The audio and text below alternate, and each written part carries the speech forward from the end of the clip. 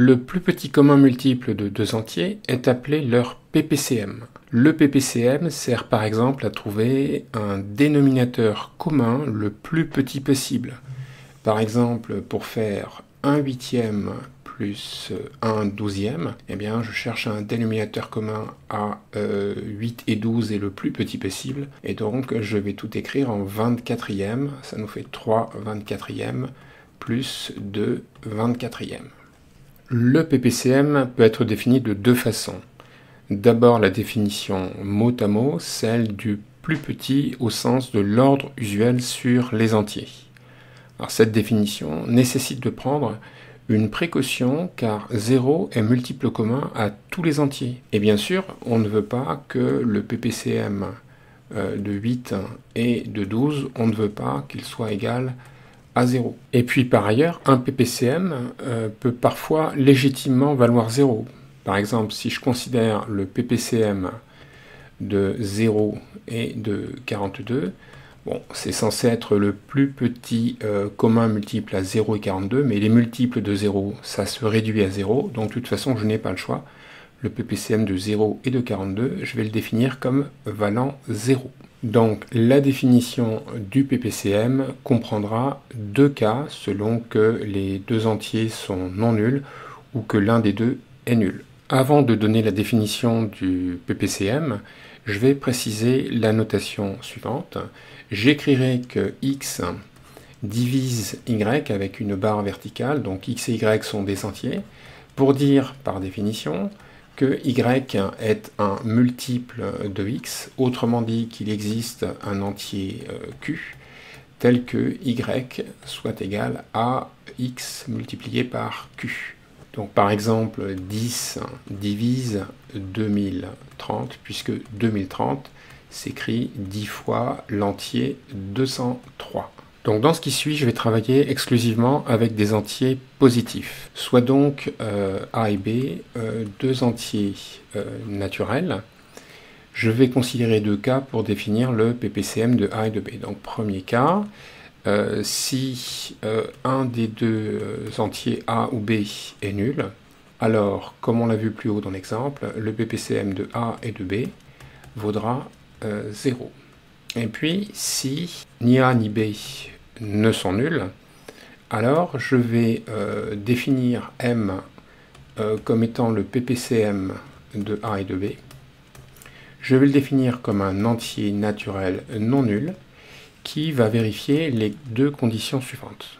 D'une part, M est multiple commun de A et de B, autrement dit, A et B sont des diviseurs de M. Et puis, deuxième condition à satisfaire, c'est que chaque fois que je considère un multiple commun de A et de B, donc chaque fois que A et B divisent, disons, K, donc K est un entier naturel non nul, eh bien, forcément, le PPCM va être plus petit que le multiple commun K, donc M sera inférieur ou égal à K. Autrement dit, le PPCM de A et de B, c'est le plus petit commun multiple strictement positif de A et de B. Alors, le PPCM de A et de B existe, car le produit AB, par hypothèse, est différent de 0, et AB est un multiple commun de A et de B. Donc, je peux bien définir le plus petit des multiples communs de A et de B et qui sont différents de 0. Regardons un exemple. Je vais prendre A égale 8 et B égale 12. Le plus grand des deux, c'est 12, donc je vais lister les multiples de 12, et à chaque étape, je vais vérifier si l'élément est un multiple de 8. Donc, le premier multiple, c'est 0. Ensuite, je passe à 12. Est-ce que 12 est un multiple de 8? Non. Je passe au multiple de 12 suivant, donc 24. Est-ce que 24 est un multiple de 8? Oui, c'est 8 fois 3. Par conséquent, je peux affirmer que le PPCM de 8 et de 12 est égal à 24. On va passer maintenant à l'autre définition.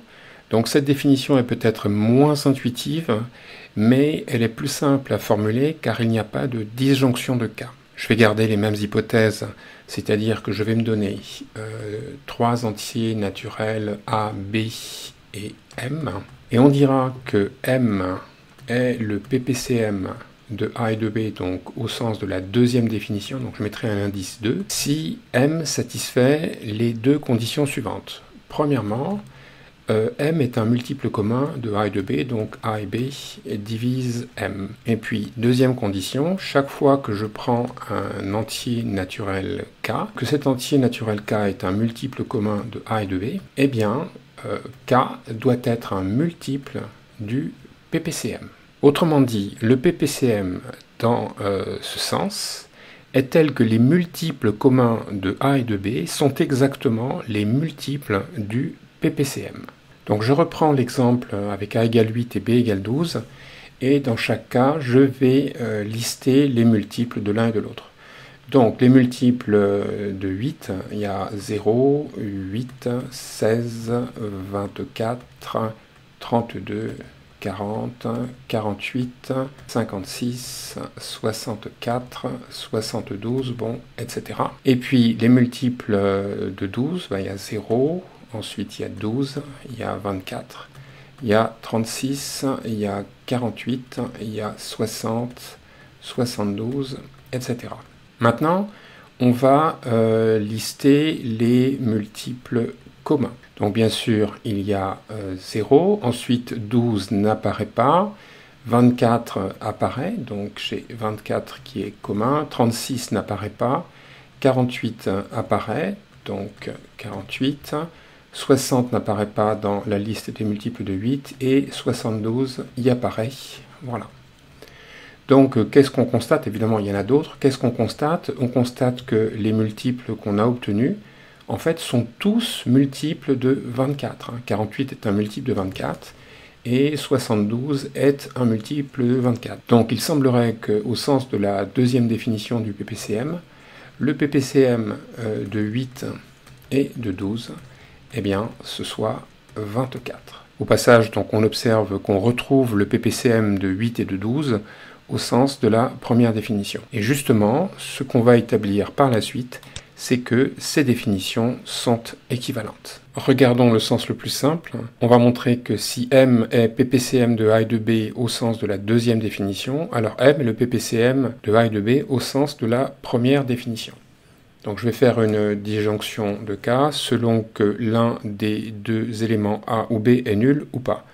Donc premier cas, le plus simple, si le produit AB est nul, autrement dit si l'un des deux facteurs est nul, donc par exemple je vais supposer que B est égal à 0, alors le PPCM au sens de la première définition de A est de 0, et bien ça on avait vu que ça valait 0. Donc il reste à montrer que le PPCM au sens de la deuxième définition de A est de 0 est égal à 0.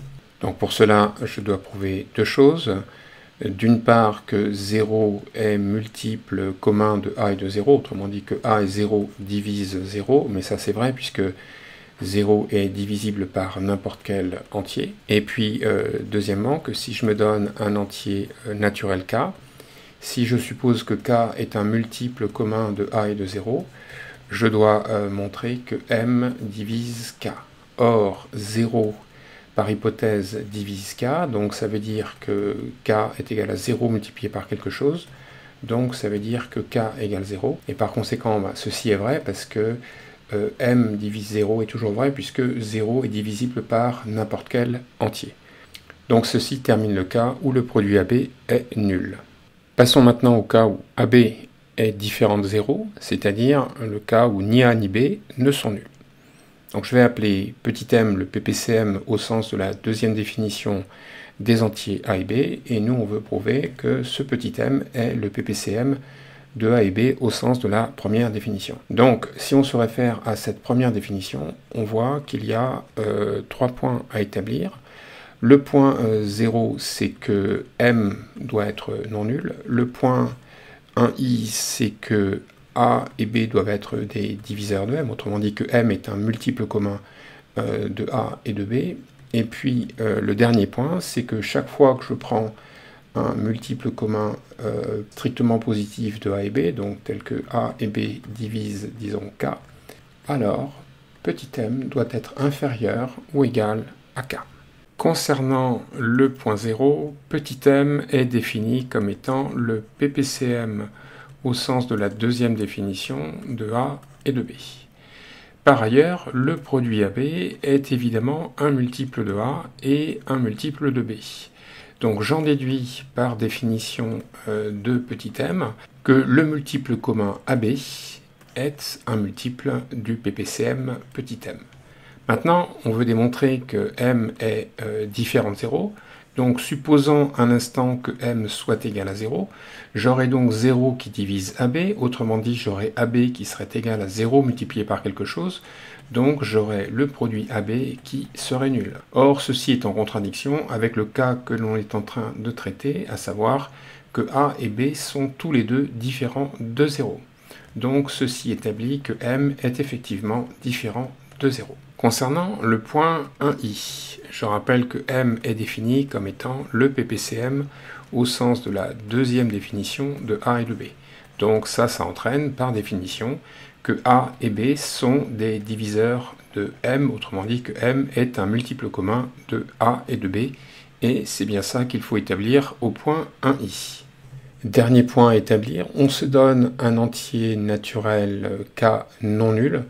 On suppose que k est un multiple commun de A et de B, et on veut démontrer que k est supérieur ou égal à m. Je rappelle que m, c'est le PPCM de A et de B au sens de la deuxième définition. Justement, à cause de cette deuxième définition, puisque A et B sont des diviseurs de k, c'est-à-dire que k est un multiple commun de A et de B, eh bien, de cela, j'en déduis, à cause de la définition, eh bien, que m divise k. Or, par hypothèse, comme on le voit ici, eh bien, k est différent de 0. Donc, ça veut dire que k est supérieur ou égal à 1. Donc, de ceci, eh bien, je déduis que m est inférieur ou égal à k comme souhaité. Pourquoi j'ai ça? Eh bien, puisque m divise k, ça veut dire que k s'écrit m multiplié par q. Comme k est différent de 0, ça veut dire que q est différent de 0, et ça veut dire qu'il est donc au moins égal à 1. Et par conséquent, j'en déduis que mq est supérieur ou égal à m, et c'est bien ce qui était annoncé ici. Donc on vient de prouver que si m est le PPCM de A et de B au sens de la deuxième définition, alors m est PPCM de A et de B au sens de la première définition. Maintenant, montrons l'autre sens qui est clairement moins accessible. Alors, on va essayer de le prouver avec le minimum de prérequis. Donc, qu'est-ce qu'on doit montrer précisément? On doit montrer que si on désigne par m le PPCM de A et de B au sens de la première définition, alors le PPCM de A et de B au sens de la deuxième définition existe et qu'il vaut m. Alors on va déjà écarter le cas où l'un des deux éléments A ou B est nul. Donc pour fixer les idées, je vais supposer que B est égal à 0. Alors dans ces conditions, je sais que M, qui est par définition le PPCM au sens de la première définition de A et de 0, ça on a vu que par définition ça valait 0.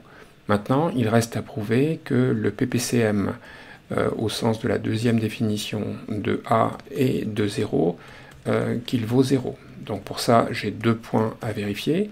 D'une part, que 0 est multiple commun de A et de 0. C'est vrai parce que 0 est divisible par n'importe quel entier. Et puis, deuxièmement, que si K est un entier naturel qui est un multiple commun de A et de 0, eh bien, je vais montrer que le PPCM, c'est-à-dire ici présumé, c'est-à-dire 0, que 0 divise k. Or, c'est évident puisque, par hypothèse, j'ai 0 qui divise k. Donc, le cas où AB est égal à 0 est établi. Bien maintenant, on va supposer que ni A ni B n'est nul, autrement dit que le produit AB est strictement positif.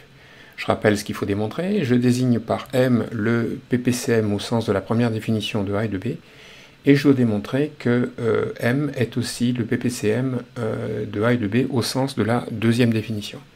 Donc, démontrer cette conclusion, ça veut dire établir deux choses. D'une part, que M est un multiple commun de A et de B, et deuxièmement, que chaque fois que je considère un entier naturel qui est multiple commun de A et de B, donc tel que A et B divisent K, alors M, le PPCM, va diviser K.